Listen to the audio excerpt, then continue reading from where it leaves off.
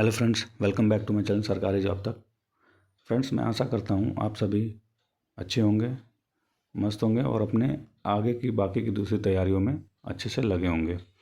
तो फ्रेंड्स, सबसे पहले तो मैं आपको मकर संक्रांति की बधाइयों के साथ ये वीडियो में शुरू करता हूँ। ये वीडियो मैं एक्चुअली बनाना नहीं चाह रहा था। मैं सोच रहा था कि जजमेंट एक बार आ जाए, ऑर्डर कॉपी आने के बाद ही पूरी डिटेलिंग के साथ एक वीडियो में लेके आऊँगा। बट काफ़ी इसमें काफ़ी दिन हो गए, तो मुझे ऐसा लगा कि आप सभी लोग इंतज़ार कर रहे होंगे मेरे वीडियो का।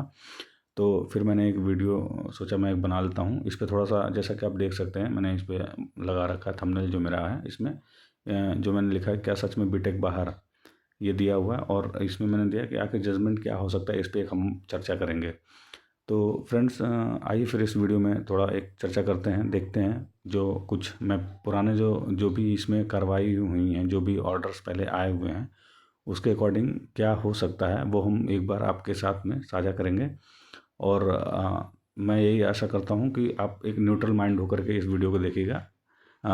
ऐसा नहीं कि मैं किसी के पक्ष में होकर के मैं वीडियो बना रहा हूँ। जो मुझे लगता है, जो जेन्युइनली जो हो सकता है, जो मुझे लगता है वही मैं आपको बताऊंगा। तो फ्रेंड्स, चलो आगे देखते हैं फिर। तो सबसे पहले मैं जो है ये केस स्टेटस से ही शुरू करूंगा, आपको दिखाता हूँ। जो यहाँ पे केस स्टेटस दिखा रहा है, इसमें आप देखिए नेचर ऑफ जो डिस्पोजल है, नेचर ऑफ डिस्पोजल जो है वो क्या लिखा हुआ है, आप इस चीज़ को पहले ध्यान दीजिए। केस तो डिस्पोज हो गया है, नेचर ऑफ डिस्पोजल में लिखा है allowed, partly allowed, on merits, granted.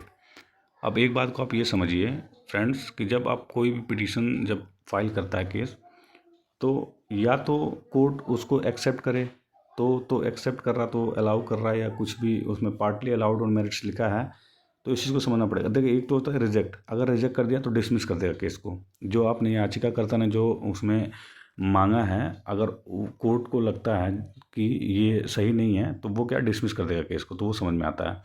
अब यहाँ पे मैं सीधी सी बात आपको बोल रहा हूँ, यहाँ पे देखो लिखा हुआ allowed, partly allowed on merits, granted.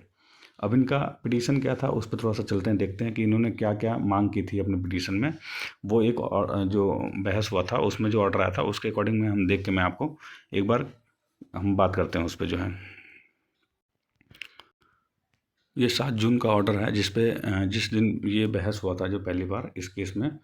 तो वहाँ पे देखिए, यहाँ पे लिखा हुआ है पॉइंट नंबर 2 में आप देखेंगे, लिखा हुआ है bye means of the present writ petition the petitioners have challenge the decision dated 23 April 2024, big minutes number इतना है, लेटर नंबर जो भी ये दिया हुआ है, bye UP police recruitment and promotion board Lucknow, to the extent of amending the earlier decision dated itna, wherein the candidates having 4-year degree in the concerned subjects were made eligible for the selection on the post of head operator mechanic। मतलब यहाँ पे ये कहना चाह रहे हैं कि जो पहले ऑर्डर इन लोगों ने जो बताया था कि बीटेक जो समकक्ष में 4 साल के बीटेक को लेंगे, उस चीज़ को जो है ये जब चेंज कर दिया इन लोगों ने अप्रैल 2024 के जो मिनट्स ऑफ मीटिंग के अकॉर्डिंग, उसको उन्होंने चैलेंज किया है कि जो है पहले जब अलाउ किया गया था, समकक्ष में आप मान रहे थे, तो फिर उसको ही आप लेकर चलिए, आप चेंज नहीं कर सकते बाद में। इस तरीक़े का इन्होंने इस रिट पिटीशन में उन्होंने चैलेंज किया है उस डिसीजन को। पहले डिसीजन तो उन्होंने चैलेंज किया उसी चीज़ को, ठीक है। क्योंकि क्या होता है कि जो नियमावली है, या जो भी रिक्रूटमेंट का किस जीओ जो होता है, गवर्नमेंट ऑर्डर किस रूल पे होगा, वो गवर्नमेंट बनाती है, ठीक है।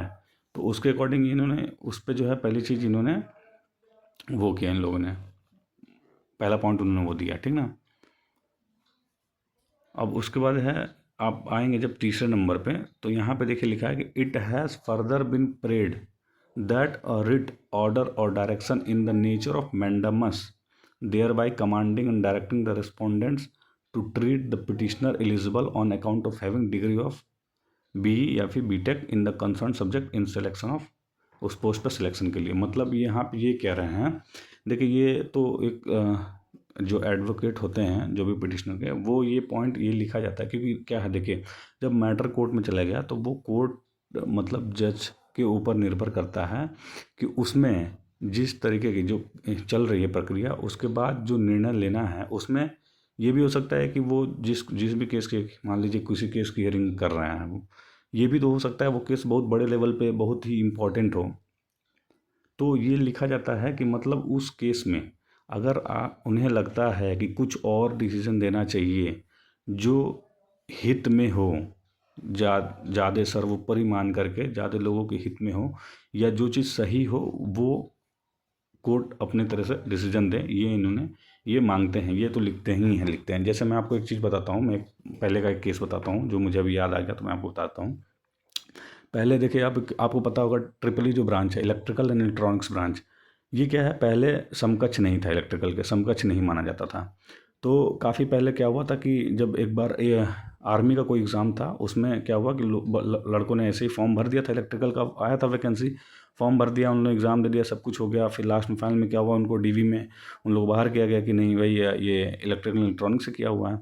फिर उन लोगों ने केस किया, वो करते हुए जब फाइनल में क्या हुआ कि उसमें जब जज ने जो है कमिटी बनाया, उन्होंने कमिटी बनाने का ऑर्डर दिया, कमिटी बना, उसमें फिर वो मिलाया गया कि जो इलेक्ट्रिकल का जो कोर्स है और जो ट्रिपल ई का जो कोर्स होता है वो आपस में इक्विवेलेंट कितना परसेंट हो रहा है या नहीं हो रहा है। तो ये सारा देखने के बाद लास्ट में जजमेंट ये आया कि उनको इक्विवेलेंट उन्होंने माना, ट्रिपल ई को इलेक्ट्रिकल का इक्विवेलेंट मान लिया। इसलिए तब से आप देखेंगे जब भी सेंट्रल गवर्नमेंट का कोई भी वैकेंसी आता है तो उसमें ऑलरेडी ये मेंशन रहता है कि triple E is equivalent to electrical. कहीं भी ऐसा कोई मतलब संशय का कोई बात ही नहीं रहता है कहीं भी इस चीज़ को लेकर के। चाहे आप रेलवे का एग्ज़ाम, कोई भी सेंट्रल एग्ज़ाम, आप सेंट्रल की तरफ से जो भी वैकेंसी आती है उसमें आप देख लेना, ऐसा कुछ नहीं होता। तो ये चीज़ होता है। अब उसमें क्या है कि उन्होंने ये ऑर्डर ही दे दिया, और आपको पता है कि हाई कोर्ट, सुप्रीम कोर्ट जो भी है, अगर एक बार जो उन्होंने ऑर्डर दिया है तो वो एक कानून बन जाता है। तो उन्होंने ऑर्डर दे दिया कि भाई ये चीज़ होना चाहिए, आगे से ये लागू हो जाएगा। तो उस वैसे ही ये क्या है, मांग ये किया जाता है। जैसे 3 नंबर पॉइंट में इन्होंने मांगा है कि जो भी इस मतलब इसमें जो सही हो, जो चीज़, वो कोर्ट के ऊपर डिपेंड करता है। वो आप, क्योंकि सर्वोपरि वही हैं, उन्हें ही जजमेंट देना है, तो उसमें वो जो है दे सकते हैं जो उनको सही लगेगा। उन्होंने यही मांग किया कि भाई इसमें बीटेक जो है वो जितने पिटिशनर्स हैं, देखिए लिखा हुआ to treat the petitioners eligible, जो पिटिशनर्स हैं उनको एलिजिबल किया जाए इस वैकेंसी के लिए। ये उन्होंने मांगा है कि ये इस तरह का आप जो है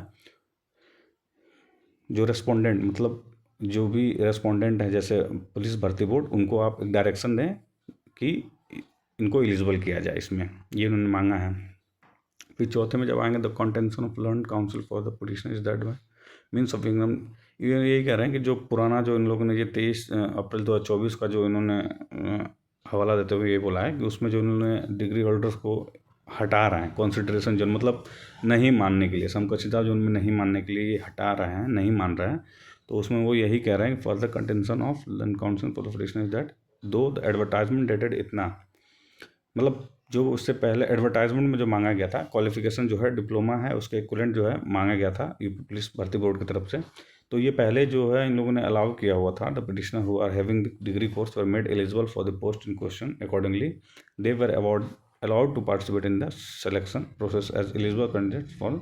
तो वही कह रहे हैं कि जो पिटिशनर है, जिन लोगों उन डिग्री कोर्स जो किया हुआ है, इन लोग को एलिजिबल किया जाए इसके लिए, इस भर्ती के लिए।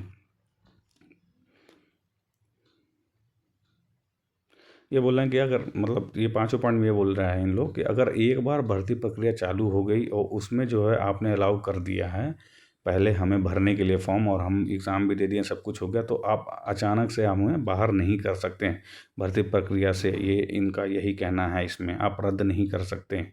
आप अचानक से कोई चीज़ नया ला करके कोई आप हम लोग को ऐसे मतलब बरगलाने हटा नहीं सकते, मतलब ये उसमें ये उनका कहने का मतलब यही है। भर्ती बोर्ड को वो ऐसा कह रहा है।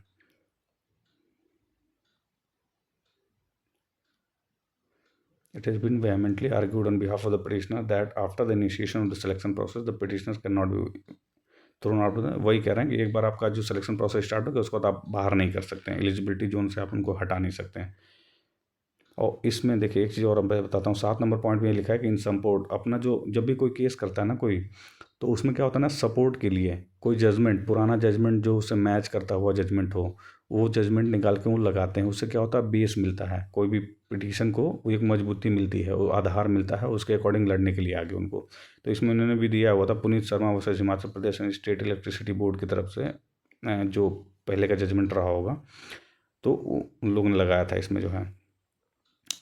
पर control and standing council appearing for the state responsibility. तो इसमें फिर यही है कि जो सरकारी वकील थे उन्होंने सीधा सीधा जो है अपोज कर दिया, नहीं ऐसा कुछ नहीं है, मतलब हमारा सीधा सा है कि भाई हमने दिया हुआ है, क्वालिफिकेशन में डिप्लोमा है, उसको इक्विवेलेंट चाहिए, और ये जो है उसी के जो हमारी नियमावली में है वही चीज़ है, उसी पे हमको ये भर्ती कराना है, यही चीज़ उन्होंने साफ साफ मना कर दिया था इसमें जो है। तो उसके बाद वही फिर उन लोगों को बोला गया कि आप इसका काउंटर एफिडेविट दीजिए, और काउंटर एफिडेविट के बाद इन लोगों को बोला गया कि आप जो है उसमें आप दे दीजिएगा, रेस्पॉन्ड देना होगा तो दीजिएगा, नहीं तो फिर आगे बहस होगा। तो अब फाइनल बहस तो हो गया, केस डिस्पोज भी हो गया, जो आप सभी लोग को पता है।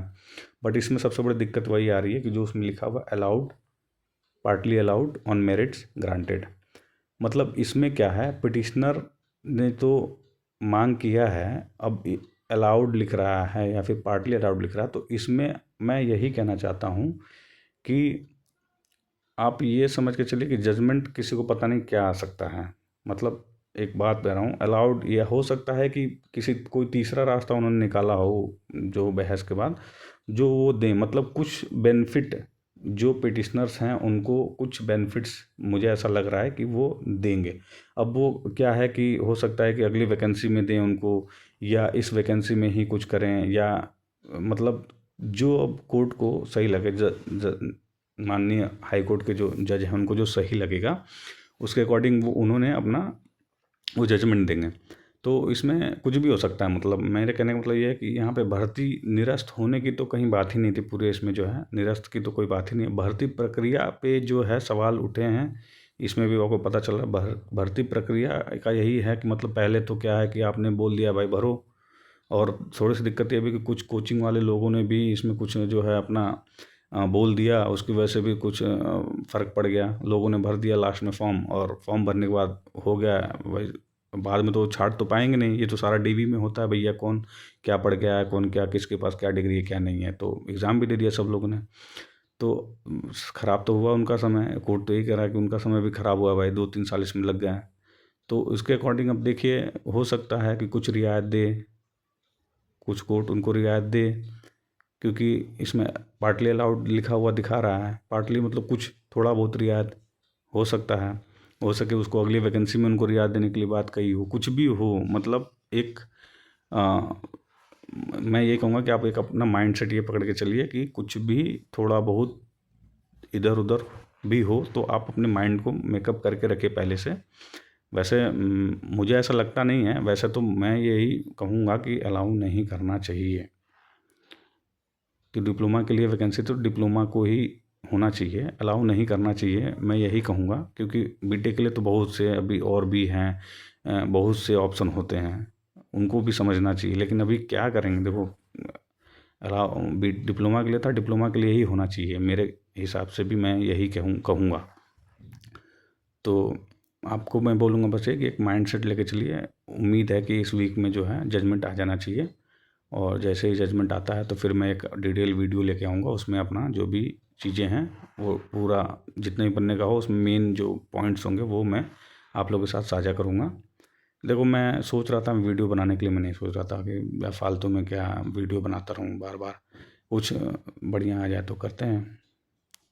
तो अब देखते हैं जब आ जाता तो इसी के साथ फिर मिलते हैं फिर नेक्स्ट वीडियो में। Thank you.